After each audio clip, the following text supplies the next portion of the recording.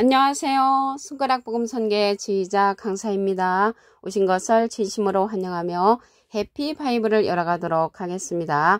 오늘 증거드릴 말씀의 제목은요. 920강 옛적의 장례사를 알림이라는 제목으로 하나님의 말씀을 나눠보는 시간을 갖도록 하겠습니다.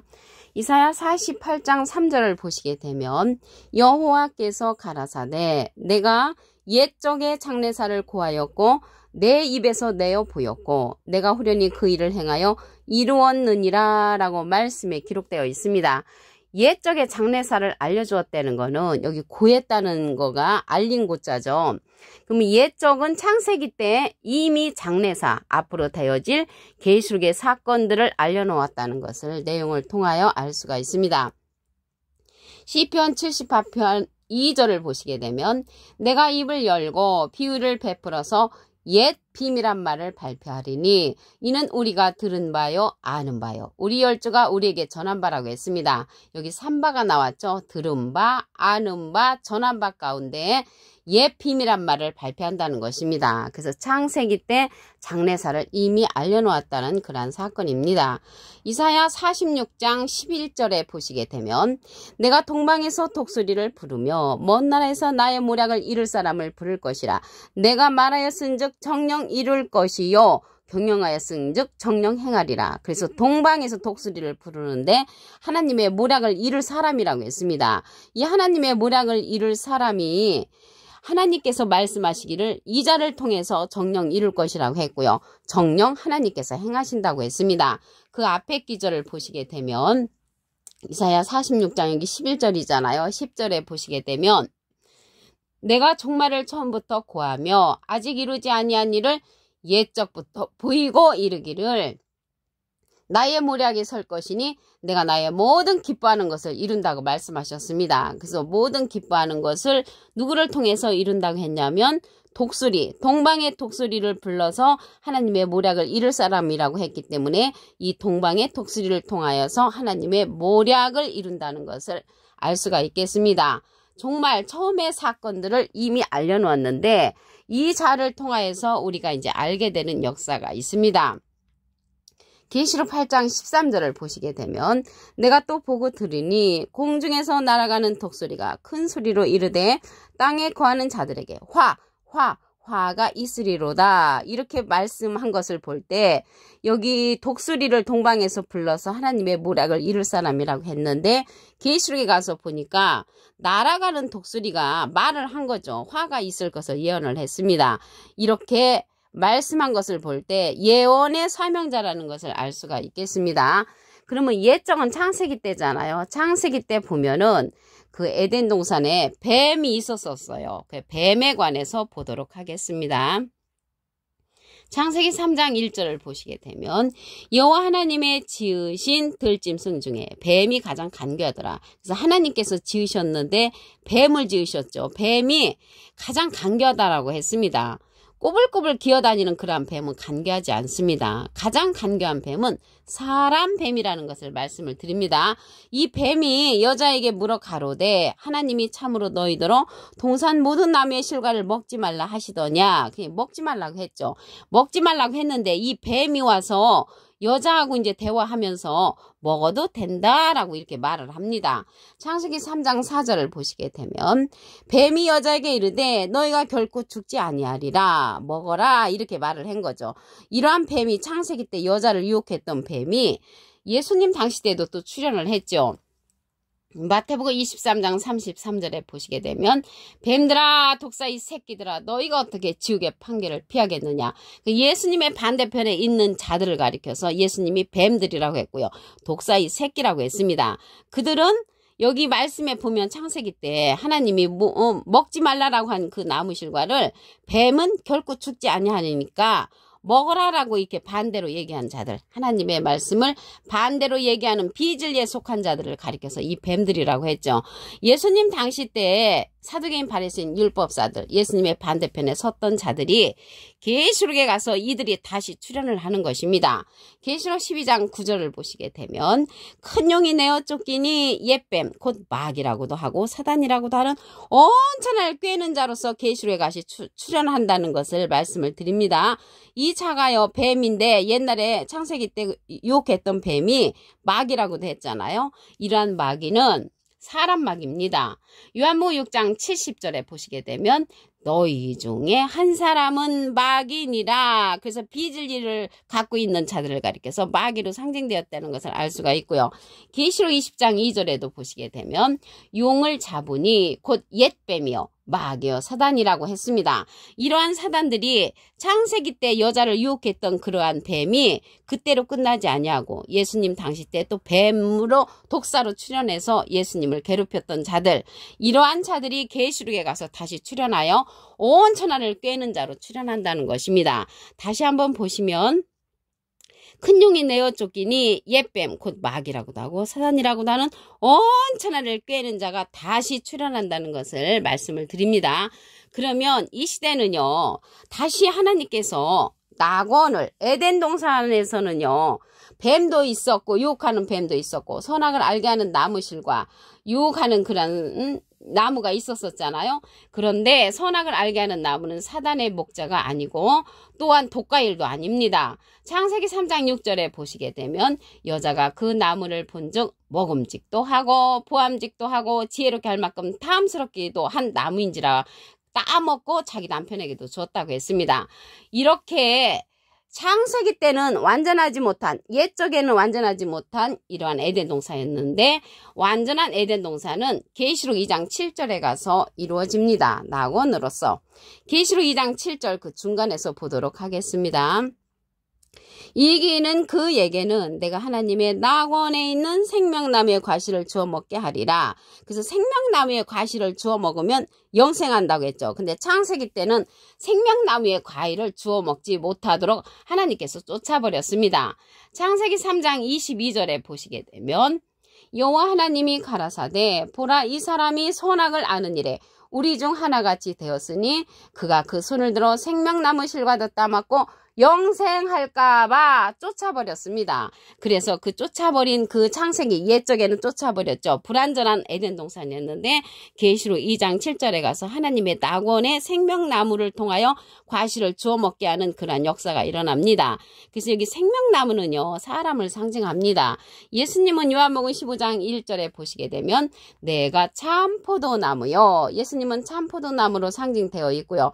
하나님은 호세아 14장 8절에 보시게 되면 푸른 잣나무로 상징되어 있으며 하나님의 기뻐하는 나무는 유다 사람이라고 이사야 5장 7절에 기록되어 있습니다. 그래서 생명나무는 생명을 주는 사람으로서 과실을 주워 먹게 하는 것은 생명나무가 주는 그러한 말씀을 먹음으로 하나님의 낙원에 갈 수 있다는 것을 말씀을 드립니다.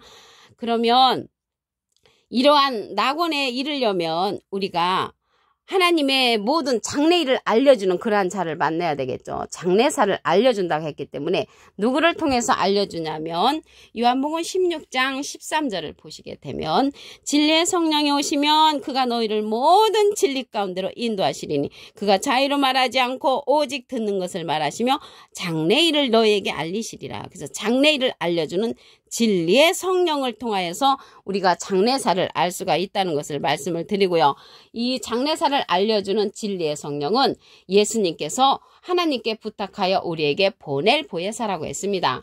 요한복음 15장 26절에 보시게 되면 내가 아버지께로서 너에게 보낼 보혜사 곧 아버지께로서 나오시는 진리의 성령이 오실 때 그가 나를 증거하실 것이요. 그래서 예수님을 증거해주는 성령은 진리의 성령이고요. 이 진리의 성령은 예수님의 이름으로 보낼 그러한 보혜사 성령이라고 했습니다. 요한복음 14장 26절에 보시게 되면 보혜사 곧 아버지께서 내 이름으로 보내실 성령 그가 너에게 모든 것을 가르치시고 내가 너에게 말한 모든 것을 생각나게 한다고 했습니다. 그래서 이 진리의 성령은 보혜사 성령이고요. 보혜사는 대언자라는 그러한 뜻을 갖고 있습니다. 요한일서 2장 1절 그 중간에서부터 보시게 되면 아버지 앞에서 우리에게 대언자가 있으니 대언자 앞에 조그만하게 3자가 있습니다. 관조성경 해석란에 보시게 되면 보혜사라고 기록되어 있습니다. 그럼으로써 이 진리의 성령은 보혜사 성령이고요. 보혜사는 대언자라는 뜻을 갖고 있기 때문에 보혜사와 보혜사 성령은 전혀 다른 의미라는 것을 말씀을 드립니다. 이사야 48장 3절을 보도록 하겠습니다. 여호와께서 가라사대 내가 옛적에 장래사를 구하였고 내 입에서 내어 보였고 내가 호련히 그 일을 행하여 이루었다고 했습니다. 이루었다고 하셨지만 앞으로 이루어질 것을 미리 말씀하신 것인 줄로 믿습니다. 이사야 46장 11절에 보시게 되면 내가 동방에서 독수리를 부르며 먼 날에서 나의 모략을 이룰 사람을 부를 것이라. 내가 말하였은즉 정령 이룰 것이요 경영하였은즉 정령 행한다고 했습니다. 이자가 동방의 독수리로서 예언하는 그러한 사명자입니다. 계시록 8장 13절에 보시게 되면 내가 또 보고 들으니 공중에서 날아가는 독수리가 큰 소리로 이르되 땅에 거하는 자들에게 화가 있을 것을 예언하는 그러한 독수리는 하나님의 모략을 이룰 사람이라는 것을 말씀을 드립니다. 창세기 때요 옛적에 에덴 동산에 뱀이 있었잖아요. 뱀은 하나님께서 지으셨다고 했습니다. 창세기 3장 1절을 보시게 되면 여호와 하나님의 지으신 들짐승 중에 뱀이 가장 간교하더라. 뱀이 여자에게 물어 가로되 하나님이 참으로 너희들로 동산 모든 나무의 실과를 먹지 말라 하시더냐. 먹지 말라고 했죠. 먹지 말라고 했는데 이 뱀은 여자를 향하여서 먹어도 된다, 죽지 아니한다 이렇게 말을 합니다.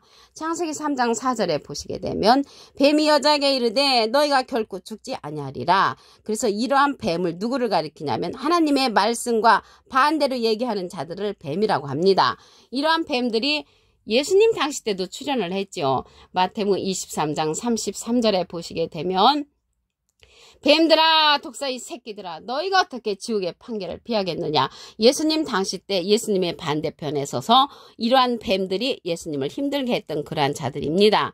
그러면 이렇게 옛적에 장래사를 알려주는데 하나님께서 말씀하시길 에덴 동산에 뱀이 있었고요. 전에 있었던 이 뱀이 또한 선악을 알게 하는 나무의 실과를 먹으라고 유혹하는 그러한 선악의 나무를 먹게끔 뱀이 또 유혹을 했고요. 그런데 실질적으로 보면은 이 선악을 알게 하는 나무는 사단의 목자도 아니고요. 독과일도 아니고요.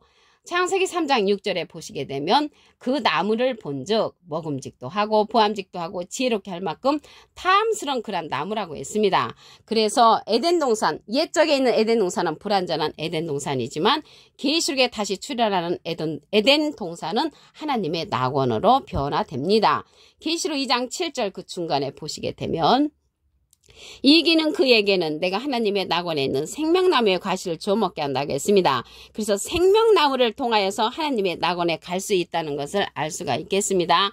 이러한 생명나무는 진리의 성령으로서 예수님께서 우리에게 보내주시는 보낼 보혜사 진리의 성령이라고 말씀에 기록되어 있습니다. 요한복음 16장 13절을 보시게 되면 진리의 성령이 오시면 그가 너희를 모든 진리 가운데로 인도하시리니 그가 자의로 말하지 않고 오직 듣는 것을 말하시며 장래를 너희에게 알려준다고 했습니다. 그래서 진리의 성령을 통하여서 모든 진리 가운데로 인도받아야만이 하나님의 낙원에 갈 수가 있습니다. 이 자가 생명나무로서 출현을 했고요. 예수님은 포도나무로 이제 출현을 하고 하나님은 푸른 잣나무로 상징이 되어 있습니다. 이러한 진리의 성령은 요한복음 15장 26절에 보시게 되면 내가 아버지께로서 너에게 보낼 보혜사, 예수님께서 보내주시는 보혜사, 곧 아버지께로서 나오시는 진리의 성령이 오실 때 그가 나를 증거하실 것이요. 그래서 진리의 성령을 받은 자가 생명나무로 출현하여서 모든 진리 가운데로 인도하고 장래를 우리에게 알려준단 말이죠. 그래서 이 시대는 우리가 장래를 알려면 진리의 성령을 만나야 된다는 것을 알 수가 있고요. 이 진리의 성령이 보낼 보혜사라고 했는데 이 보혜사는요 파라클레트인데 헬라어로는 파라클레토스로 곁에 파라와 부름받은 클레토스란 말의 합성어로 도움을 주게 곁에 부름받은 자, 대원자라는 그러한 뜻을 갖고 있다고 말씀을 드렸습니다. 이러한 진리의 성령은요 보혜사 성령으로서 모든 진리 가운데로 인도한다고 했기 때문에 가르침을 받아야 한다고 했습니다. 요한복음 14장 26절에 보시게 되면 보혜사 곧 아버지께서 내 이름으로 보내실 성령 그가 너에게 모든 것을 가르치시고, 그래서 우리도 함께 가르침을 받아야 한다는 것을 말씀을 드립니다. 오늘 920강 옛적의 장래사를 알림이라는 제목으로 하나님의 말씀을 나눠보는 시간을 가졌습니다. 감사합니다.